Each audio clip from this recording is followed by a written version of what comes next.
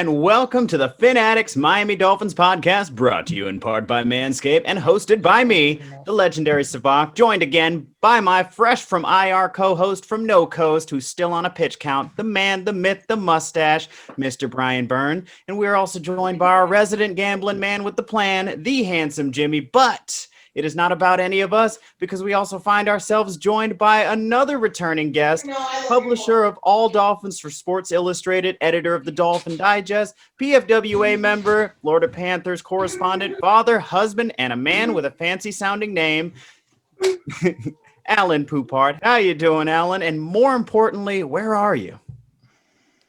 I'm in good old Miami Lakes, Florida. I'm doing great. How you doing? Wonderful. It's an honor to have you back. I know neither of us were actually here the last time you appeared on the show, so pretty cool to to finally meet you. Right back at you. I gotta say that it's the last time I couldn't be on the show when Alan was on because I was sick. I think it was my first COVID scare, and then coming today, we asked Alan to be on again, and fresh off the injured reserve with another COVID scare and then the flu. So I'm not asking you to be on anymore. It's going to be in 2 weeks of being sick again. I'm a jinx for you, man.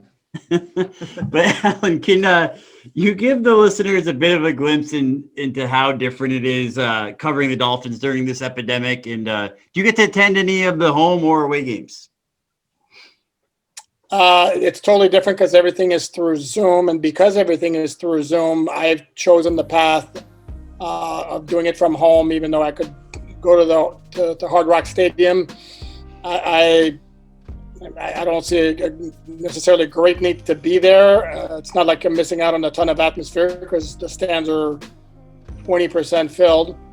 And then again, as I said, all the player interviews after the game are done through Zoom, whether I'm at Hard Rock Stadium or I'm doing it from home. And then from home, I got the advantage and the benefit of having all sorts of television replays to watch the game. So I don't think it's affecting the coverage in any way, shape, or form.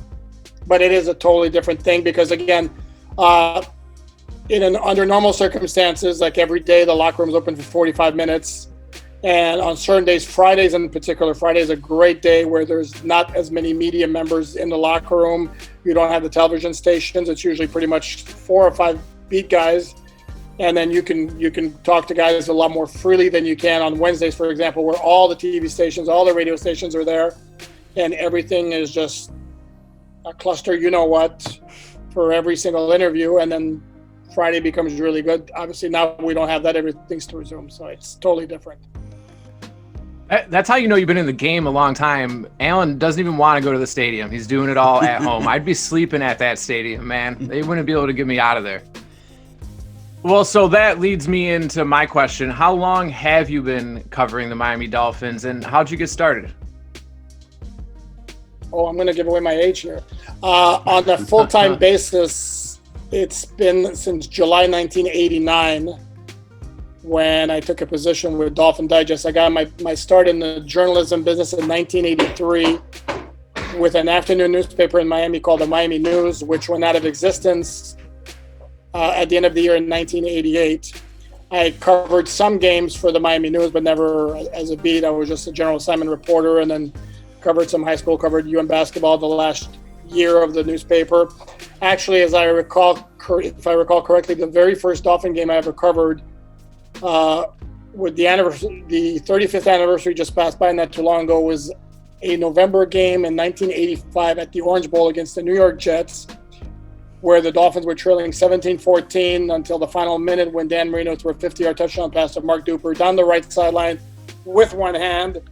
And back in those days, the media was allowed on the field in the final 6 minutes of the game, and the crowd, I can't put into words how nuts it was, because the Orange Bowl, if any of you ever attended it, if you're all too young to have attended the game there, was a rickety old stadium. But when people shook that stadium, literally, you felt a vibration. That's how loud it could get. And the other thing about that day is my assignment, since I was one of 5 people for the Miami News covering the game, my assignment that day was the Jets locker room to write a couple of sidebars. And needless to say, it was not a happy place after that game. So that's how long I've been doing it. And then 1989, I started on a full-time basis with Dolphin Digest. and through the years and some of the things I wrote for the Dolphin website for, I want to say, about 6 years up until this year. And now I started in April with the SI site, All Dolphins, part of the SI team network. So, Alan, I didn't realize you've been covering the team that long. So I gotta ask a question that I asked everyone that had the contact. Oh, you lost this again? All right, it looks like we got our technical difficulties squared away. We're going back old school, I think, to as long as Alan's headphones are when maybe his first year covering the team back in '89 is when this came from. So, Alan, I didn't realize you've covered the team this long, and I had to interject in with this question. We ask everybody that's been a part of the team for this long. You know, obviously, this past spring we lost a legend, unbelievable humanitarian, the best coach ever. So anybody that, you know, any players or media that we get to have on the show who were in contact with Coach Shula, we just ask maybe if there's a story or, you know, something you can give us that kind of reflects on who he was as a person, coach, or anything like that. I might fail you here because I don't have anything that really stands out. I can tell you what I would say stands out is he had this commanding presence, where just automatically he walked around and it was, you're in the presence of greatness and you know it. It's like you just feel it.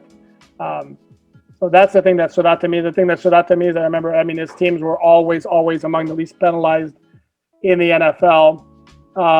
And to me, the greatest tribute to his abilities as a head coach, whether greatest or not, is the fact that he won in different styles and he was able to adapt to the players he had. I mean, went to the Super Bowl and the 72 team was what? Defense and running game. 1982 was because of that crazy defense they had with the Killer Bees. And then he gets Dan Marino and all of a sudden his whole offensive scheme changes because he realizes, you know, I got something pretty special back there. No time for a running game anymore. So the ability to win all those ways and adapt his system to the players, that to me really stands out. Absolutely. And talking about winning, that reminds us of today, where our Dolphins are currently on a 5-game winning streak with the potential to win a 6th in a row. And the last time we did that was actually back in 2016, of course, under Adam Gase. But this year has a completely different feel to it, right? So, Alan, in your opinion, what makes this year different from 2016?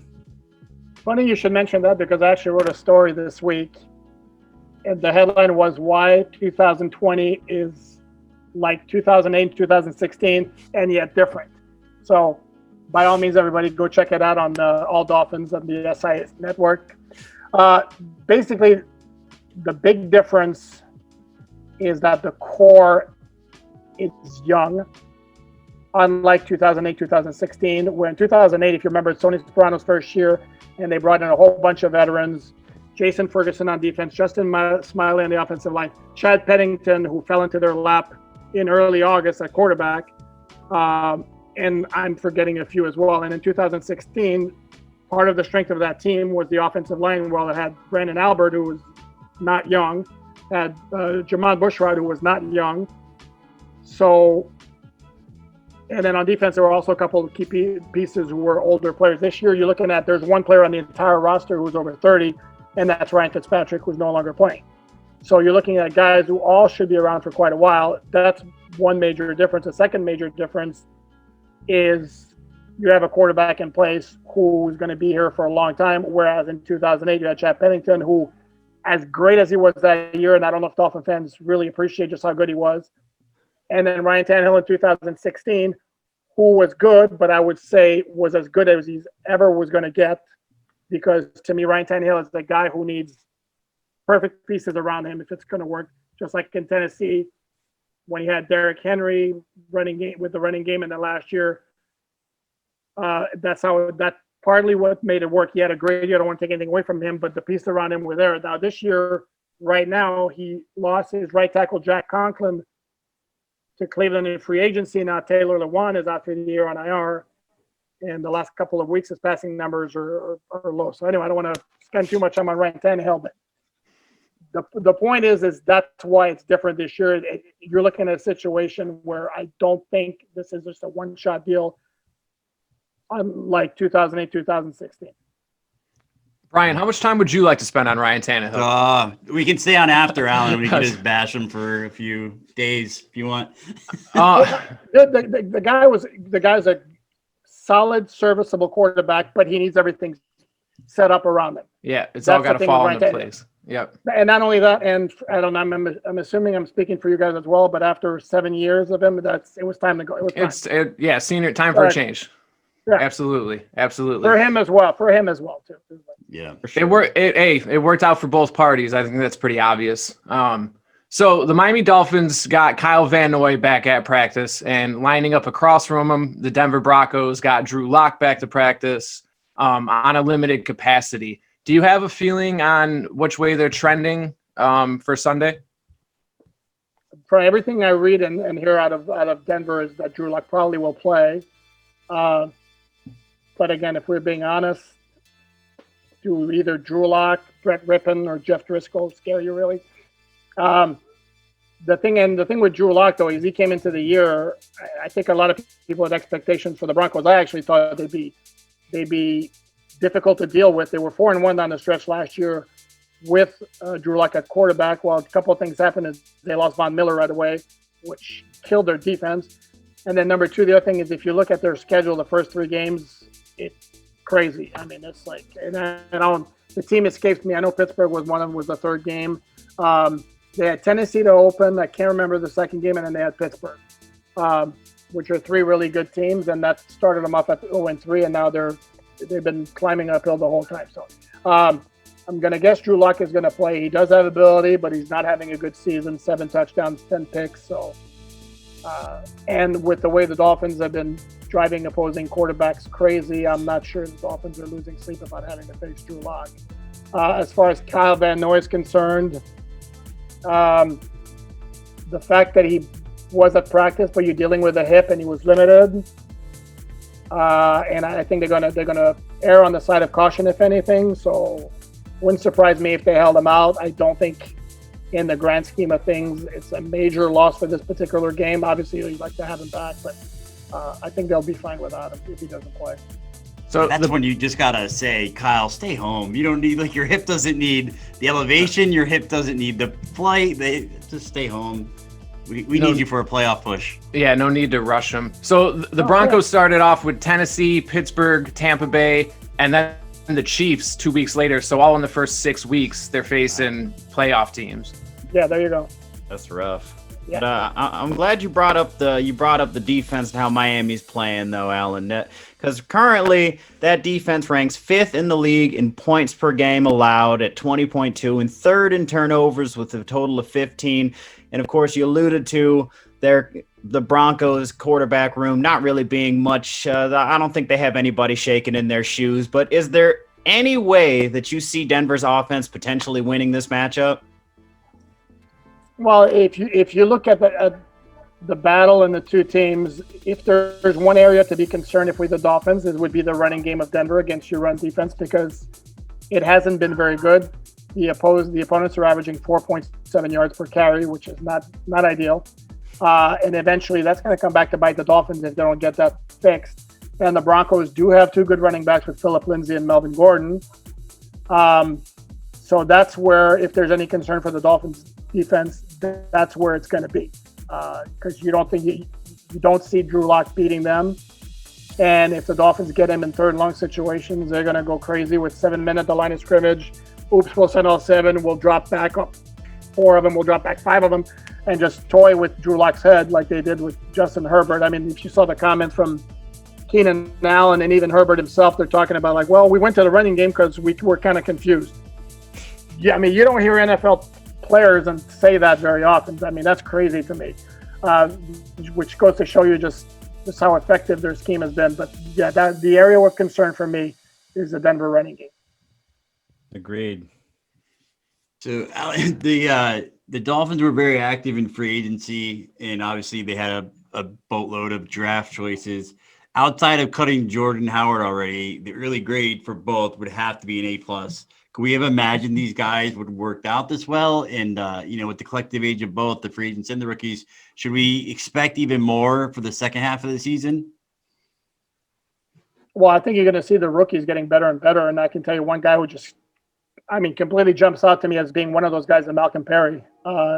You saw him last week. He made a couple plays in the open field. I was like, whoa, yeah, that works. Especially the Wildcat run that he had. It looked like it was going to be a 5-yard loss. Wound up being a 6-yard gain just strictly because of his open field running ability. And he's got the talent to do that.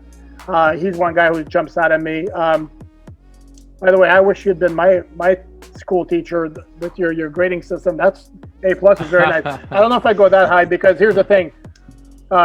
Forgetting Jordan Howard, if you're looking at one of their 3 first-round picks, Igbenogany, who last couple of games hasn't played a snap on defense. And I don't want to say I'm concerned, but the fact remains he's a first-round pick. And I know that when they drafted him, the book on him was he's got a very, very high ceiling, may take some time to develop. But there's a little bit of a concern that he looked overmatched at times when he played in the secondary.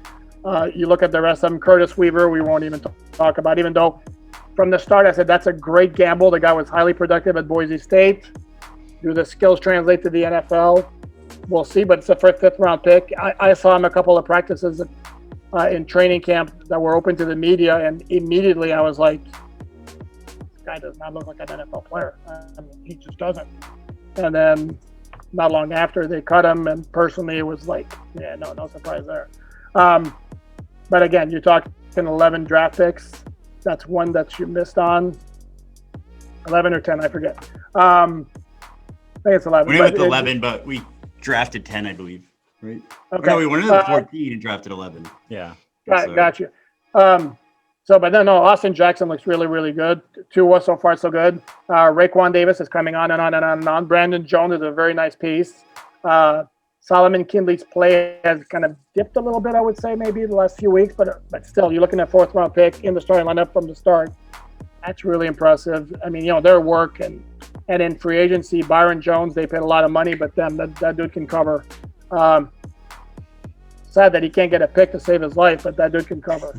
And then Emmanuel Ogbah was actually did something on him today, because the thing that struck him is how in the hell did Kansas City let him go, and then Cleveland before that. And good luck for the Dolphins. It just so happened that the GM in Cleveland was John Dorsey, who had drafted Eric Murray, a DB, in Kansas City.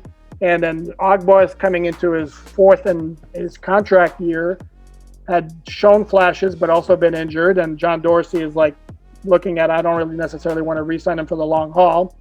So let's trade him and let me bring back Eric Murray, who I drafted in Kansas City.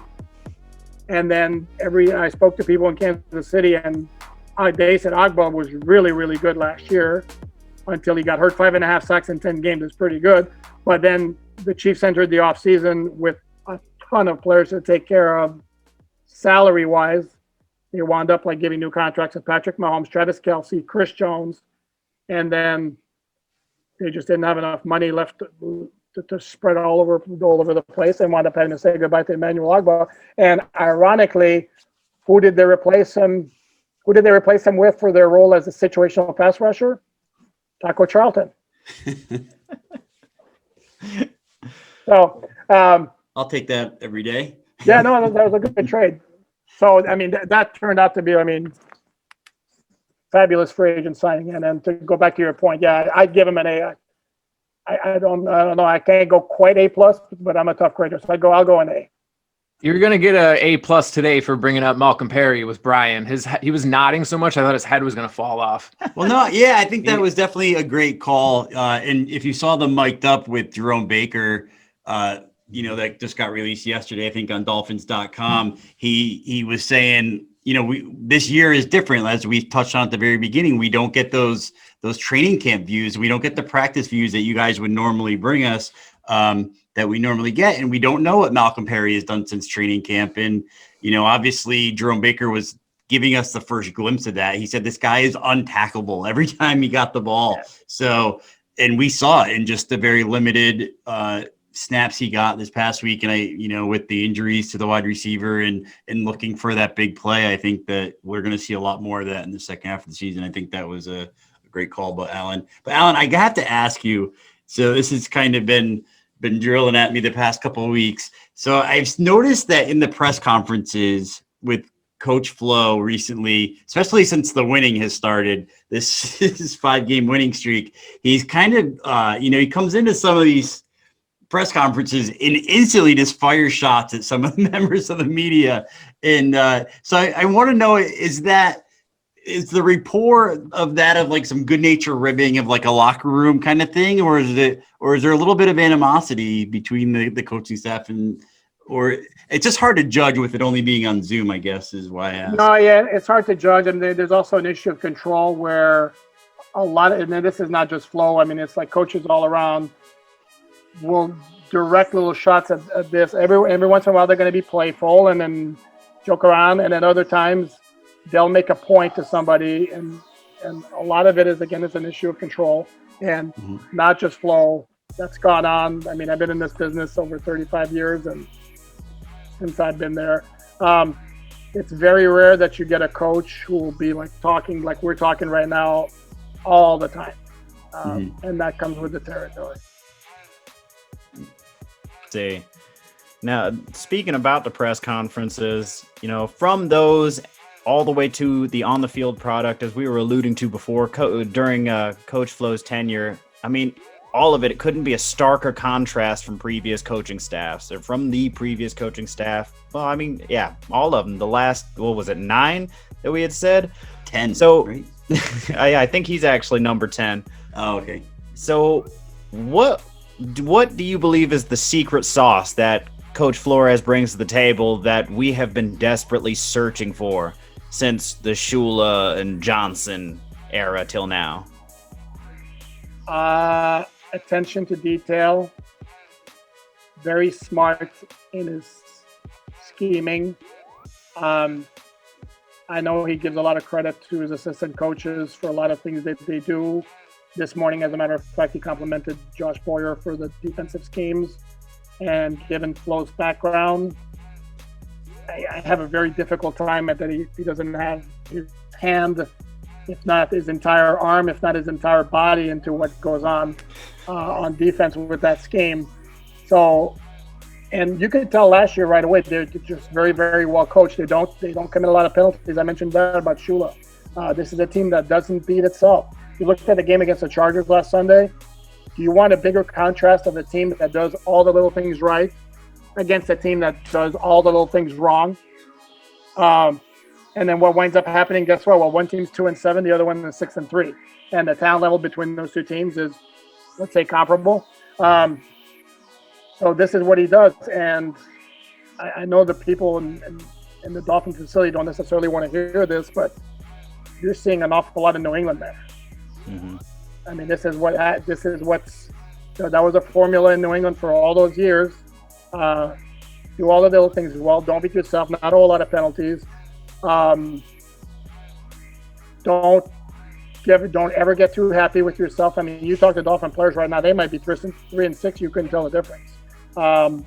You bring up the word playoffs, and it's like, were we playing this week? Yes, we're worrying about this week. It's very, very business-like.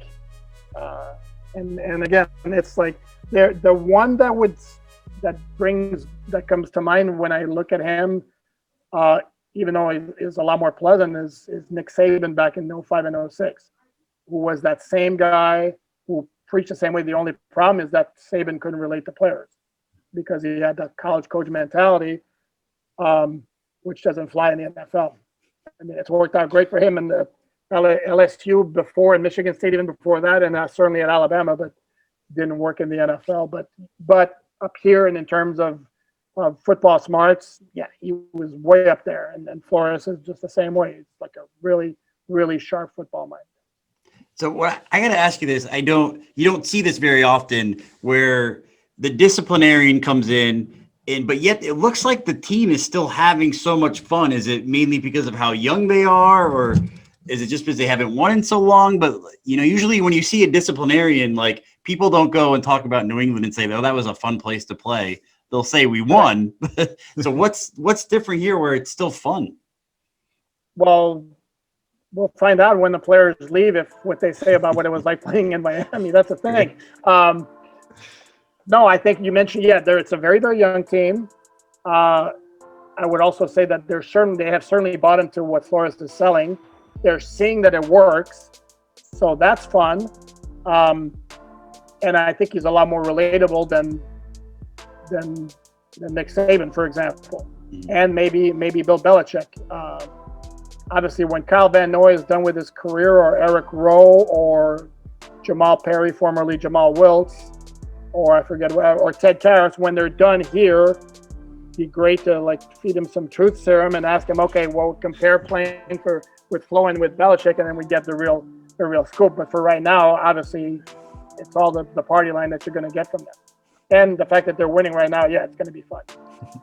That's what I was going to ask you. It seems to be like a relatability thing, especially when you compare him to just Belichick. It seems like he's a little more personable and kind of better with social interaction with the players. I'm sure Bill Belichick is very good in his own way, off the camera, off the field. But it seems like he took the best of Belichick and how he does it with his own personality and who he is as a person, right? To be a little more relatable to players and to be able to joke around, have a good time while you're doing it. I would agree. I'm not. Maybe Minka wouldn't agree, but I think most of the players would agree. No, and that's the thing. And also, the respect factor is more important than the likability factor. Yeah. And I think Flores has earned a lot of respect. I'll give you an example. Why it also hasn't worked for a lot of Belichick assistants. Mike Patricia in Detroit, the book on him is that as a person, maybe the likability factor is not terribly high, except he also maybe doesn't have the football smarts of a Brian Flores. So what's going on in Detroit is it's not working out. I mean, you're talking about a guy who's pretty much the issue of his job security comes up almost every time they lose. So that's not working. And that's the thing with the Belichick assistants. There's this assumption that if you work for the guy, you can reproduce the magic somewhere else. Well, it's just not that simple. You have to have somebody who's also got a really, really sharp football mind, and certainly looks like Brian Flores is that guy. Okay, so I like that answer. So just because I'm a little slow, just to fit that, get what you're saying. If you're really good at your job, you also, like Belichick, he doesn't have to be likable. The dude's a great coach. So that's what you're saying. Patricia, he might not be that great at his job. Players are going to respect it. If you're a hard ass, if you're tough on them, maybe you're not a likable person. But if you're good at your job and a good coach, they'll respect that. No question about it. Yeah. That makes a ton of sense to me. Correct. There's the issue of being able to relate to your players, and make them want to play for you, and buying into what you're doing is also a big factor. And I'm not around the Lions, but the results certainly aren't there. No. And Brian Flores taking the team the Dolphins had last year in terms of talent and getting 5 wins out of that team. Are you kidding me? For sure. If that doesn't sell everybody right there that guy can coach, I mean, nothing will. Oh, yeah, for sure. And I did read a little bit on that Detroit Lions situation because I've long been intrigued by all of those decisions that were made because they fired a winning coach to bring in Matt Patricia, and it has not looked good. And he came in trying to rip apart the block and start over new, and all those players, specifically the veterans, were saying, no, we were close. We were right there. We just needed you to come in and get us over the hump. We didn't need you to come in and rewrite the book, reinvent the wheel, so to speak. But I did want to touch on something that you had mentioned about the discipline, because I loved that. I thought we got the perfect contrast of it watching Miami play the Jets specifically. I know you can't really, the rosters aren't comparable, but one thing that I noticed with the Jets, ironically enough, coached by Adam Gase, was that they were constantly shooting themselves in the foot with penalties the same way Miami did under his leadership. And it was just nice to be on the other side of that and to see it. And watching them side by side, you see how much more disciplined this Dolphins team is and that they're not making those tiny mistakes anymore. So the contrast between the two situations is crazy. I mean, that's like, and the thing is, if you look back to Adam Gase's first year, from 5-11 to 10-6, and they go to the playoffs, and then and you talk to him, and you ultra confident and all that, borderline cocky, and then you look back on it, and it's like everything that could go right that year went right. They were able to assemble an offensive line. They stayed healthy enough.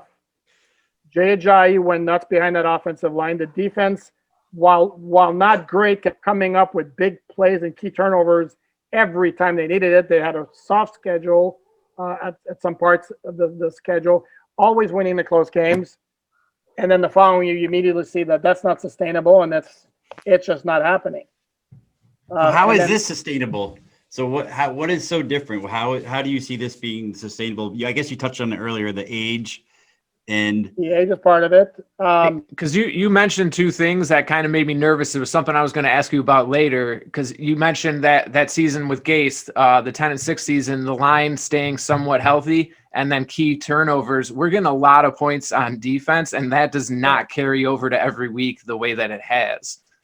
And I'm glad you bring that up, because every week I'd make a prediction for SI on the site, and because that gets me a little nervous that you win every game because you create so many turnovers and short fields offensively, that I had a gut feeling that was feeling uneasy about it, and wound up picking the Chargers, and I got absolutely killed because I had the audacity to pick against the Dolphins. But yes, that does make me nervous, although it wasn't as pronounced. But in the game, the Rams game was a complete fluke. If you want to be, and then the Chargers game,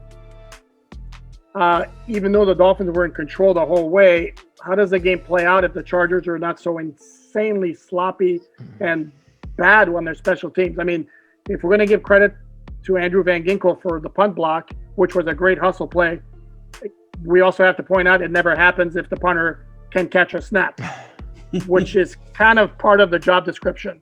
And then the Dolphins are going to settle for a field goal on their second drive on a 4th and 1 from the 10-yard line, and oops, the guy jumps offside. I mean, it's like it's mind-boggling, and if I'm a Charger fan, I would be going nuts. But again, that's a bad team. So my concern is at some point the other teams aren't going to make some of those mistakes. Now what they did against the Rams was more their own production, and even against the Cardinals, the one defensive touchdown they got was just a fabulous play by Agba, who was out in the open field with Kyler Murray and manages to get his hand on the ball. So the big concern for me with the Dolphins, more so than that also, is the run game, run defense combination, which invariably at some point you're going to need. And the Dolphins are averaging below 4 yards per carry. They're giving up 4.7 per carry. That's not a winning combination. And at some point, even though it doesn't appear that way, at some point the defensive turnovers are gonna dry up and not be there. So if I have a concern, that's a concern. The reason why I'm optimistic that this is sustainable is, again, because of the youth, because so many of the key players are young and actually should be getting better, not on the descent. And I don't know that you have like Jay Ajayi, who turned out to be a one-year wonder. And I don't know that there's any of those guys here that you look at in those same terms. I think you figure Tua is going to get better and better. Austin Jackson is going to get better and better. If I'm looking at defense, Van Ginkel's done nothing but do this. So I see a team that logically should be good year in and year out. They're a lot further along than I thought they would be at this particular point. I'm not sure yet that even though they have the 5-game winning streak and they're now holding the 6th spot in the AFC standings, that they're ready to be Super Bowl contenders because of the run game. Very good point. Awesome answer. We don't want to keep you too long anyways. We know you're a busy guy, got some stuff to attend to. So can I trouble you for a score prediction from this upcoming game, Miami traveling out there to Mile High? Well, I learned my lesson from last week, so there's no way I'm picking against the Dolphins this time. So usually, yeah, I usually try a combination of logic and gut feeling. I don't have a very strong gut feeling either way in this particular game, so I'm going to have to go with logic. And the logic is that Denver is just not a very good team right now. The Dolphins are playing lights out. So all logic says the Dolphins are going to extend the winning streak to 6 games. As far as the score, I don't see any reason why this would be. The only way this is going to be close is if Denver gets off to a quick start, establishes the run game very quickly, and the Dolphins are having issues with that. And then Denver has the ball for like 37, 38 minutes. Outside of that, should be a fairly comfortable game. So let's say 20 to 10 Dolphins. Ooh, Yeah, like that. I like it. That's a W. That sure is. Of course, now that I picked them, this will be the week that they lose. But I don't want anybody holding it against me. Well, none of us here, sir, I promise. But we want to thank you again for taking the time to sit down with us. We appreciate it. You got it. One last time, will you tell everybody where to find your work? It's on si.com. The full URL is si.com/NFL/Dolphins. And I'm putting up a lot of stories every day, so I would encourage everybody to go on there and read them. And one of the best, most honest follows on Twitter is Alain Poupart. Poupart. See? So definitely, it's very entertaining. I enjoy one of my favorite follows on Twitter. So get him on there as well, which will also link you to all his other stuff. Alan, thanks again. It was definitely great to have you on. Got it. Anytime, guys. And that was Alain Poupart. Very awesome that he stopped by with us. Make sure to go follow him on Twitter. Very cool dude. All right, fellas, let's get into this. I wanted to talk about this defense. Miami's defense has 15 takeaways on the season versus Denver's offense is 21 giveaways. They currently lead the NFL in that category. They had 5 giveaways in Week 10, including 4 interceptions from Drew Lock himself. Of course, Miami's D has been adept at getting to the quarterback, with Emmanuel Ogbah being the chief matchmaker, introducing opposing quarterbacks to the ground, opposing quarterbacks, ground. Guys make such a cute couple, right? The defense has 8 interceptions on the season, 5 from X Howard himself. This confuse and conquer defense has been difficult on young quarterbacks and veteran players alike. And of course, last week, the Chargers struggled to score points and struggled to convert third downs and ultimately looked lost. And while they have been susceptible to the run, allowing 128 yards per game, and Denver's averaging 106 yards per game, they have been overall a stout unit. So I guess I will throw it to you first, Brian. How do you think this defense matches up to Denver's offense? Yeah, I think Alan touched on it. The only fear is that running game. I mean, there was definitely times in that Charger game that if we weren't up as big as we were, it could have gotten scary. If they could have ridden Kalen Ballage a little bit, man, how many of you were you guys? I was losing it. I was like, are you freaking kidding me, Ballage? We had to deal with 1.8 yards per carry and you're doing this to it? Like, come on, man. But, I mean, that's the fear. I think Melvin Gordon's overrated. The other fear, I think, is Drew Lock. Drew Lock's not, this isn't Josh Hoyer from last year when we went to play the Colts. Drew Lock has some ability. He has the ability to get hot. You mentioned his interceptions. Half of those were from that rib injury that he suffered last week. There was 4 interceptions last week. He suffered that injury early and really affected his chances. But he has the ability to get hot. I wouldn't bet money on it. This is probably my surefire. I was very confident that we were going to win against Jacksonville. Take the homer away from me. And I went to the casino and I put $100 straight on it, which I've never done in my life. And I told Jimmy I'll do that again for this game. I'll throw 100 straight on Miami.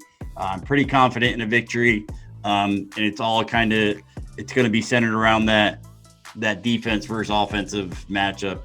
We don't know what our offense is going to be. I don't even know who's going to start at running back this week, but we're confident who that defensive identity is. And I mean, it could pull away quickly, or if it comes back to earth and maybe they grind it out. But at the end of the day, I see them getting the victory. Oh, I do as well. What says you, Jimmy? So, again, what Alan and Brian said, the main concern would be that running game against the Miami rush defense. Miami, over the last 3 games, I was looking it up for, because I'm a fan, but also some gambling purposes. You guys know me. Over the last 3 games, they're giving up 136 yards of rushing yards per game. And then I think Alan said, I forgot when I looked it up what it was. I forgot to write it down. I think it was like 4.7 per rush, which is bottom third of the league. That is not good. But if Miami can get out, what Denver's had problems with the last, I don't know, probably all year, but what I've noticed the past 3-4 weeks, especially because I bet their team total like 2 weeks ago, they are starting slow. They're going into halftime down 14, 17, 20 points. Then the run game's obsolete. They can't come out. Drew Lock looks awful in the first half. 30% completions for passes and 2 interceptions. Then he comes out and he drops 3 touchdowns in the second half and they lose by a field goal or something. So I think that if Miami's offense can get a bit of a lead here, it can kind of cover up the defense of having not to really worry about the rushing game. Because outside of that, man, this defense has been terrific. I don't think the Denver O-line can handle this pass rush, especially Agba, how he's been playing. What was he got? 8 sacks, I think I saw. A bunch of tackles for loss. He's got a bunch of pass deflections too, I think, right? A bunch of knockdowns. Yeah. The dude's playing out of control. I don't think they have anybody that can handle him by himself. But like Savak said, this kind of confusing with what they throw at you defense that they play. I just don't think Denver can handle it. So on that side of the ball, defensively against the run game, I think a good lead in the first half could kind of make up for the shortcomings on defense. I don't know who coined it this week, but I finally saw a really good name for this defense, a nickname for this defense, the Tropical Storm. What are you guys' thoughts on that? I like it. The Tropical Storm is going into Denver this week. I dig that a lot. It's actually, I like that. It's very topical for this year. And so I love it, though, because you alluded to something, Brian. You mentioned you have no idea who the starting running back is going to be for Miami this week. And we're probably leaning towards Savon Ahmed. I think that's how it's pronounced. They keep saying it differently on TV, but yeah, pretty sure that's the one that we're settled on. So undrafted free agent from Washington, backed up Gaskin in college. We talked about him a little bit. Over 2 games, he is 28 attempts, 128 yards, a touchdown, including a 19-yard long scamper. He's averaging 4.4 yards per carry. And Denver's defense has been just as susceptible to the run as Miami's. So, Jimmy, what are you thinking of this? You think he's going to get the start, and how do you think he'll perform against their defense? I've been telling all my buddies to go out and scoop him for fantasy this week. I saw a guy, I don't even know who it was. Shout out to whoever this dude was on CBS Sports that had him as a start before last week. And then he goes, I don't know. I was like, I don't know about, even as a Dolphins fan, I'm like, yeah, I'm all set with that. So I don't know. So I have friends asking me, is he going to be the guy? Is Gaskin, is it going to be a committee kind of situation? I have no idea. I think they'll roll with the hot hand, and I think they at least have to start with Ahmed. From Ahmed. Yeah, I still do. I didn't even know his name till like 2 weeks ago when I saw. You obviously still don't. That's a good point. I haven't known his name for 2 weeks now, so maybe in 2 weeks we can get back to it. Hopefully he's their number 1 running back and busted up 120 a game. But I think he gets the start. I don't know. I gotta plead ignorance here. Honest, I don't know too much about him. I remember watching a few pub games and seeing him a bit. But I don't know too much about him. I got to get spun up on him, but I think they just go with who's hot. The running game's been bad, so you kind of got to get in where you fit in and figure out what you can. Because like we talked about with Allen, man, that's what's concerning me with this team right now is the points that are coming from the defense, either defensive touchdowns and actual points or short fields, and the run game. Because living in Western New York, I got to shut down these Bills fans all the time.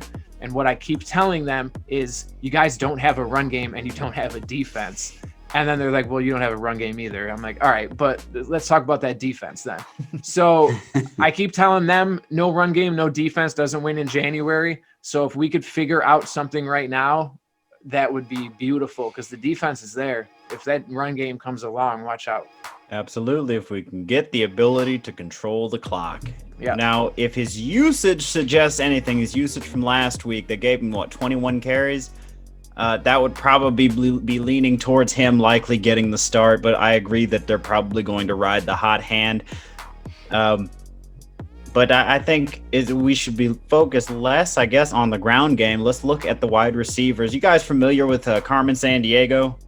I used to love that show. Right? I used to love the video game. Yeah, me too. Yeah, I was a big fan of the computer game, and it had me thinking, where in the world are the Dolphins wide receivers? And now we've got Antonio Callaway gets called up from the practice squad, hopefully for good this time after bouncing back and forth. Kirk Merritt gets sent back down. DVP currently leads the team in targets, receptions, and yards. Jakeem Grant is listed as the number 2 and has a developing rapport with Tua, actually better than any other quarterback I think that's played with him in Miami. So it's really interesting to see. But we only have 5 receivers on the roster. We're going to need something more out of these guys. Brian, who do you think is going to step up to fill that void? We just need to feed Devontae Parker targets. Like, the guy's there. The answer's there. I mean, we haven't been in a position where we have to throw it 40, 50 times a game. So I can't really say too much about it. But Parker, every time you throw the ball his way, it's solid. So let's just keep feeding him targets. That play last week where the bad snap and he just picked it up and I want to say chucked it, but that wasn't a chuck. That was a very calculated outside shoulder throw that only Parker could have made, and Parker made the play. So I'd like to see more targets at Parker, and I think Allen got it. I mean, Grant, again, the apology tour will continue. Jakeem Grant is a wide receiver. He's shown it the past couple of weeks. I'm a little scared about his durability, though. If he's going to play this many snaps, a wide receiver, punts and kick returns, can he handle it? But he's coming on. But Malcolm Perry is that X factor. We saw a little bit of it last week. San Diego has a good secondary. So does Denver. But after that, the Jets and Cincinnati, they do not have good secondary. So I like to see Malcolm Perry get loose the next few weeks. I'll be looking for him on at the bookie on mybookie.ag, one of our sponsors, to get in a touchdown prop bet on Malcolm Perry because I see it coming this week. But I could see him stepping up. I don't see it in Antonio Callaway. We're going to put him on timeout with you, Savak, because you've wanted to talk about this guy for a week before he was even eligible to play. It's been a few weeks, but he wasn't allowed to practice with this team. So he's got to catch up and he's got to beat out guys that have been allowed to practice with this team. And, Matt Collins is getting it done on special teams. How are you supplanting that guy from the roster right now? So it's going to take a lot, but, with Callaway, it only takes 1 5-yard slant and he's just gone. So it could happen. But until it happens, you're not allowed to talk about him again. So he's not a wide receiver, but he's a pass catcher. Where in the world is Mike Gesicki? He's been a huge disappointment for me. I thought when Tua came in, all right, here's this dude's security blanket. We're good to go. 2 targets, 1 reception in that first game. Since then, 5 and 4 in the next 2 games. Hasn't been over 45 yards. And that's just recent. He hasn't been over 50 the whole year. Dude has one, or am I looking at Grant's? Oh no, I went back to Grant's. I'm sorry. Yeah. But 5 and 2, and then still 2 and 1 in that first game with the Rams. 2 targets, 1 reception. Where's he been? Brian, can you somebody Savak? I don't understand that. I thought he would be the biggest. I don't know what the word I'm looking for is, but he'd be the biggest winner of Tua being plugged in here. A young quarterback. Yeah, but yes, that's my man. The benefactor. I don't know how to pronounce the other one you said. I thought he'd be the biggest beneficiary of Tua coming in. I haven't seen it. I would love to see it. I think he's our second best pass catcher right now behind Parker with Williams gone. And he had a couple big games early against San Francisco. I think he went over 100 yards and in 93 in another one. So it's the abilities there. And I'm the same way. I guess he's not getting a lot of targets, but he's not making the best of those targets, right? Like last week, he had a couple catchable passes that if he a little bit more like what we saw when Fitz was at quarterback, to get that, to be the guy that gets to the ball, you got to make the most of your targets. And then once you make most of 2 or 3 targets, then you get 6 or 7, So where Parker makes the most of his targets and Jakeem Grant's making the most of his targets, Gesicki just isn't right now. So I hate to say it because, man, I want that jersey. I want him. I want to be a huge Mike Gesicki fan. He's got to get consistent enough where I can be, I guess. And the reason I had the Grant stats up also is I really like Grant going forward. So Me too. I think he'll be great for Tua and what Grant can do on the field. The shiftiness, just hit him quick, just like you guys were talking about with Callaway. But yeah, cross that over for Grant as well. Absolutely. And I think those not necessarily smaller, but those faster receivers are a little bit more akin to what Tua is used to, coming from Alabama. So and I don't think he got a whole lot of use out of his tight ends at Alabama, did he? No, Smith Jr. was the only one that got any receptions. I think he had like 42 one year, but outside of that, no tight end productivity in Alabama. They rarely ever have tight ends. Yeah. So I think it's going to follow that trajectory, just like you were saying, Brian. He's got to start making the most of the few targets that he's getting. And then as he builds that rapport and that level of trust with Tua will throw to him more. So if you're listening, Gesicki, you start catching those damn passes, okay? The few that you get, and we will all be happy for it. So which, of course, go ahead. I gotta say one of the things that's I think hurting Gesicki too is the inability to run the ball. So Miami's gone to like 3 tight end sets and bringing Solomon Kinley in as eligible receivers. And, I expected to see Gesicki start getting out, taking Preston Williams' role, right?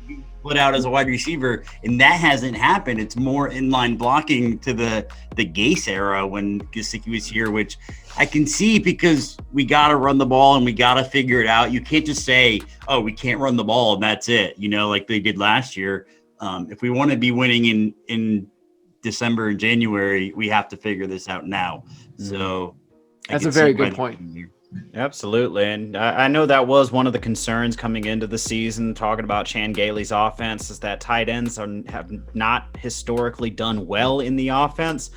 And so I guess we were all expecting, because we know that he really is more of just an enlarged wide receiver, we figured he would get into the slot or something and they would scheme ways to get him open, but we haven't really seen that. But as you were touching on the run game there, we do still have a fullback, don't we? We do. Yeah. So, I mean, there are some options out there. Hopefully we can get it sorted. He was inactive, though, last week, which was weird. You thought with the 7th year, or this, not in 7th year, I don't know where I said that, the undrafted free agent, you thought starting at tailback, you thought that Chandler Cox would get some time at fullback. But, yeah, he was inactive. Yeah, I have no read on this offense. It changes every week. They're still looking for its identity.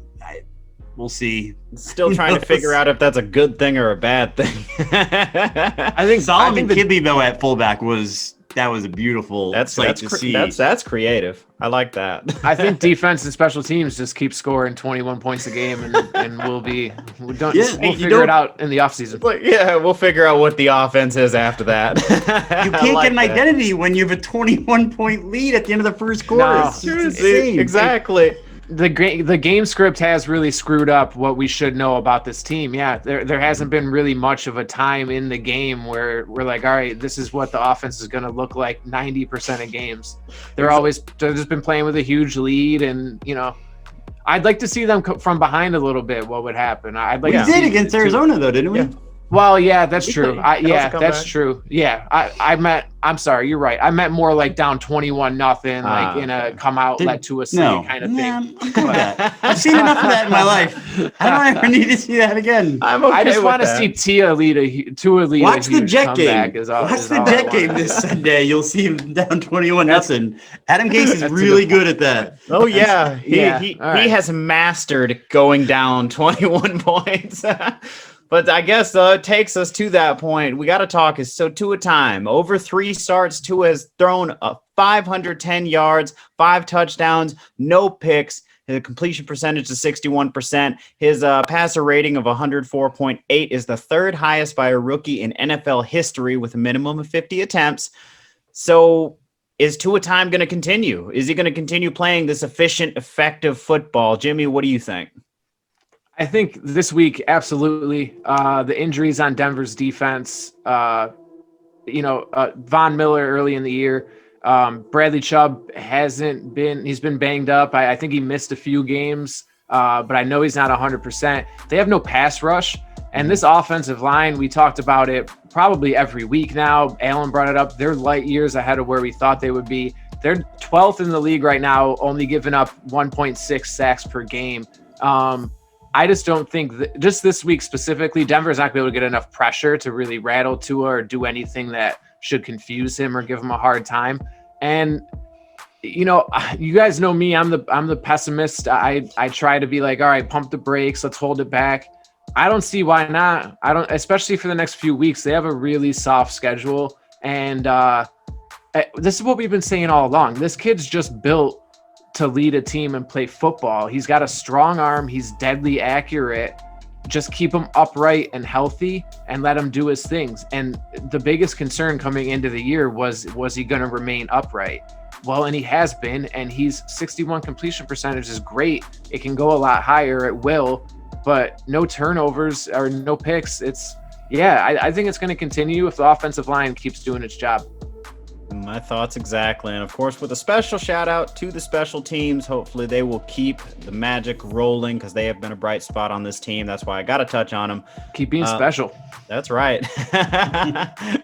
So with that, we will go into the score predictions, and I'm going to start with you, Brian. What are you seeing? I'm so torn. This is either going to be literally it's going to be a complete blowout a la what we did to Denver a few years ago. That was 44-10 or something like that.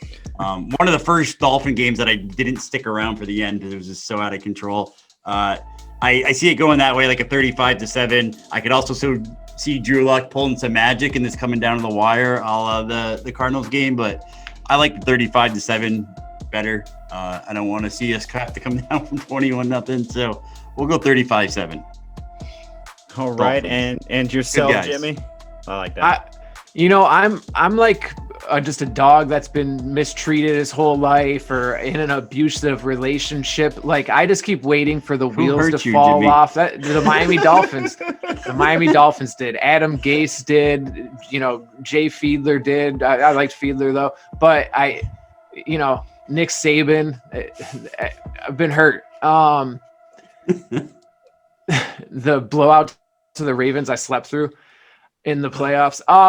I just keep waiting for it to fall off, but it just doesn't seem to be happening. They play the game the right way. They're disciplined. They're well coached. They're young. They're athletic. They're motivated. Quick, can I plug Third and Longo? Because I got something for everybody here. What I like for this game, I'm going to give you guys a special pick. Third and Longo. Me and my boy Tony Longo got the podcast. Check it out. We'll be dropping this current week's tomorrow night, which is Friday night. Sorry.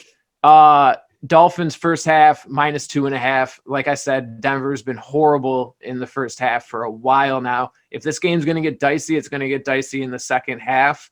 But I don't think it is. I think the defense is too good. The pass rush is too good. I've got to say 24-13. Okay. Miami. I didn't know. Very cool. Two guys. Wasn't sure if I had that. Just throw the numbers out there, and then even if it goes the other way, I was still technically right. I was on Denver. Oh, very cool. I'm somewhere about the same, I guess, right along with everybody else. I'm thinking a 21-10 Miami's way. I don't think Denver's offense will be able to get out of its own way because they have been worse with penalties than Miami has as well. And of course, that offense has been misfiring all season long. So I'm expecting that to continue. When you have a sputtering offense coming against a defense that's playing like Miami's, it's kind of hard to not predict that this defense will just roll all over them.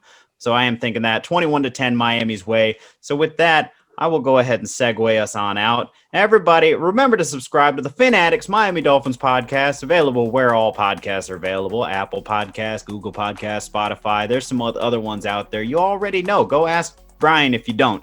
Follow us. Follow the Fin Addicts on Twitter at Fin_Addicts. And of course, you could disregard all of this if you just go to the website, which is up and running. That place is awesome. www.finaddictsnetwork.com. One more time, www.finaddictsnetwork.com. That's right. Go on there. It's pretty sweet. I like that website. Isn't it? I love how it's laid out. You've got all the game schedules on there. We've got articles on there. Of course, links to all of our shows. I like the press conference transcripts, you call them. I like those. That's right. I don't like sit. I get bored watching the videos, like sitting there. So I told you there was one person that I flipped through. I know, 100%, dude. You did. I flipped through reading them and stuff. Yeah, hey. Handsome Jimmy. Yeah, Handsome Jimmy is your target audience. See, but I agree apologize. with you. I'm your target anything, but but I do agree with you wholeheartedly. Sometimes it's easier to just absorb it that way because then you at least read it at your own pace instead of waiting for them to, well, you know, this is exactly. Yeah, exactly. But anyways, get on there. The website is awesome. Brian, do you have anything to add before we go? No, I'm just happy to be back. I had the flu for the past couple of weeks, so the website has been lacking because I've had the flu and been waiting for Savak to step up. No, I'm just kidding. Savak steps up all the time. He's keeping us afloat. And, you know, it's good to be back. It was great to hang out with Alan, our old friend, Handsome Jimmy here tonight. Get on that third and long go. That will be on the website soon. And, you know, let him win you some money. Yeah, thank you. I'm hot right now. Tony and I had a great week. I think it was 9-3, 8-4. I got to get with them to see exactly what it was, but it was over 8 wins on the week, and I'm on fire right now, man. So get over there, get some picks. I did push on my first, because last week was the first ever podcast. My lock of the week was the Browns -3. I pushed because of Chubb running out at the end of the game there. So I took a push on it, but whatever, you know. You'll get them next time. Better than losing. That's right. So for everybody here at the Fin Addicts Network, fins up, gentlemen. Fins Let's go up. get another win. Dubs. Fins up, baby.